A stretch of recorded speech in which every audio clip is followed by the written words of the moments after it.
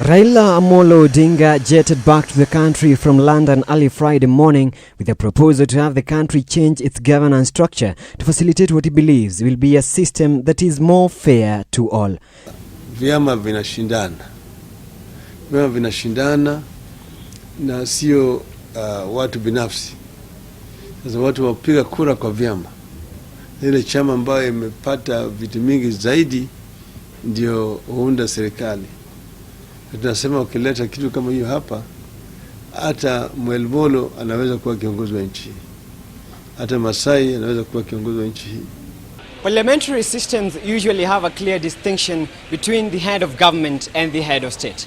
In parliamentary systems, parties usually pick their candidate through an electoral process, and the candidate chosen becomes the head of government. In the presidential system, the president is elected by the people.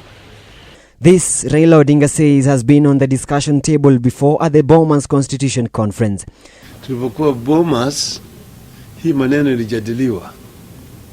Bomas, na ndio ilileta tofauti. Maana yake kuna wale wachache ambao walikuwa wanataka hii ambayo tuko nayo sasa. Had Kenya gone the parliamentary system way in the last elections, the Jubilee government would have still formed the government, considering its superior numbers in parliament and the Senate. And while the electioneering dust might have settled in the minds and lives of many Kenyans since the Supreme Court unanimously ruled that President Uhuru Kenyatta was rightfully elected, the dust is yet to settle for the former Prime Minister. We remember that they expunged 800 pages of evidence you had compiled so painstakingly, showing so many irregularities, and then they just, by the stroke of a pen, say expunge that evidence, and then they come and then dismiss your case that you didn't have evidence. That's why, when the Chief Justice feels offended, he must know that many more Kenyans who feel more offended than him. Raila also maintains that IEBC is not a credible body, saying that the commission should be disbanded.